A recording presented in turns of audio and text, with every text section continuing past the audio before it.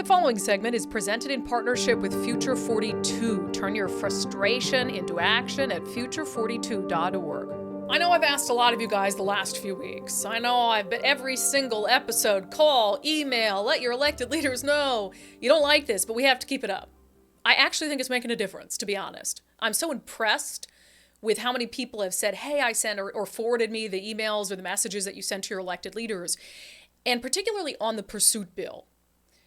So one of the things that's had the biggest negative impact on law and order, respect for the rule of law in our state is this pursuit bill passed by the state legislature in 2021, made it nearly impossible for police to pursue suspects. We've seen the result of that. People driving off from law enforcement. And who knows what these people did? Who knows what they went on to do? So it's egregious, and it's been a roller coaster of emotion the past couple of weeks because we had bipartisan bills in the House and Senate to address the pursuit law, to fix it, to give power back to law enforcement officers to make judgment calls in the moment as to whether a pursuit is in the best interest of public safety. So we started with that. I told you guys, yes, call and email. Tell the people who are supporting these bills that you are appreciative. If their names aren't on these bills, email your directly elected representatives and tell them that they should support these efforts. I told you, email the chair of the House Public Safety Committee and the chair of the Senate Law and Justice Committee, letting them know to give these bills a hearing. And I know so many of you did that. And then, of course, as we discussed on the show last week, Senator Manka Dhingra, chair of Law and Justice, said, no, I don't like the language in this proposal. I'm not going to give it a hearing. I think this policy has become so politicized that people are no longer looking at data or best practices. They're having an emotional reaction to it. And her opposition to these bipartisan proposals puts a major roadblock in the way. However, there is still a path where other members of the Senate can pluck this thing from certain death and bring it to the floor for a vote. So the Senate rules allow a constitutional majority of the chamber, so just a simple majority, to bring a bill directly to the floor and bypass committee and put it to a vote. So essentially, just because now is the traditional path through for this particular bill, would it be through the Senators Committee? Yes. But all you need is a majority of senators who want to vote on the thing and just cut the committee out of it. Now, that's not very many Democrats. All the Republicans need to be on board, a few Democrats. They can bypass the committee, bring this bipartisan bill to the floor, and they can vote on it. And so my fear is that you're going to have some Democrats who think this is a politically risky bill for them to support. On one hand, you've got the folks who wanted police reform, pushed for it in 2021, and they're like, gosh, that makes up a part of my constituency, so it's just easier to blame it on Senator Manka Dhingra to say, oh, well, I would have supported it, but the senator didn't give it a hearing. That's not going to cut it.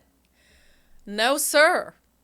Because every single Democrat in the state Senate, besides Manka Dhingra, they have power to bring this thing to the floor. So if they support it, that's exactly what they should be doing.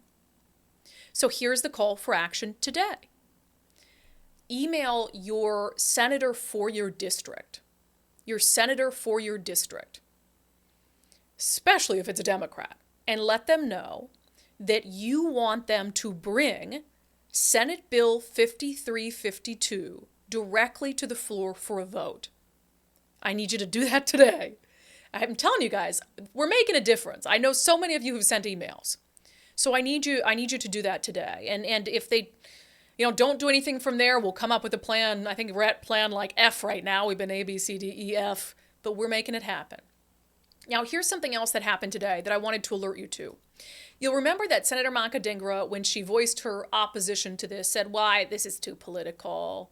We don't think the legislature should handle it. There's too much politics involved. And she wants the criminal justice, she wants to kick it, to someone else, the Criminal Justice Training Commission, to study best practices on police pursuits. I think what I would be open to is actually, having our CJTC, Criminal Justice Training Commission, actually study it from the perspective of what are best practices across the country. Now today, it appears that there are some Democrats who are now caving to her demands to put this off, to study the issue. There was a bill drop today, Senate Bill 5533, co-sponsored by two Democrats, that would put all of this off to create a commission to come up with model vehicle pursuit policies. Now, my core argument is going to be, if you felt like you needed to study this, if you felt like you didn't know yourselves what model vehicle pursuit policy was, then you shouldn't have changed the law in 2021. Then you should have studied it before you passed a new law in 2021. Doesn't that make the most sense, right? But even if you say, okay, we're going to study it now, this would create a working group of 19 people, 7 of them from law enforcement, other people, activists, etc. And it would allow them to study the issue until October of 2024. October of 2024. So we have a bill, a law, that is leading to complete disregard for law enforcement on our streets. We've already seen that in a year. 3,110 people fled just from the Washington State Patrol in 2022. There is chaos on the streets of Washington.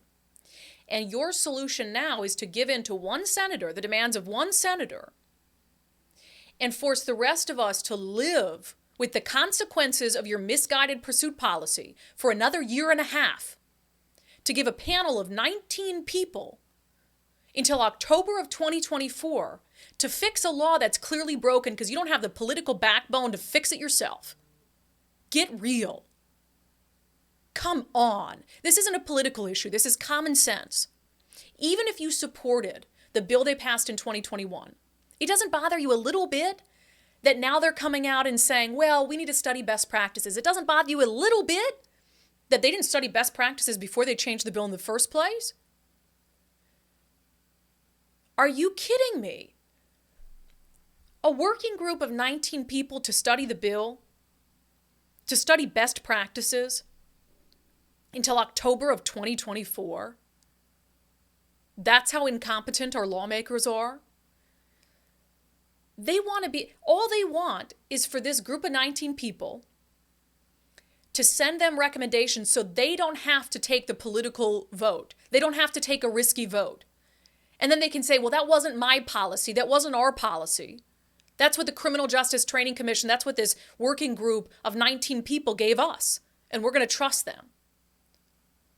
And that way, hands are clean. Oh, it wasn't us. It was the working group. We just took their recommendations. Cowards. Grow a backbone. Fix the law this year. Do not make us live with that law that you passed in 2021 for another year and a half. Please, God, don't do that to our communities.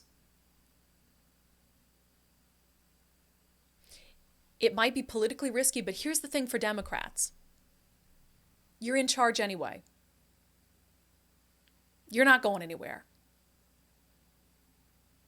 But you have a chance to do the right thing, to make our communities just a little bit safer. I highly suggest that you take it. The previous segment was brought to you in partnership with Future 42. Turn your frustration into action at future42.org.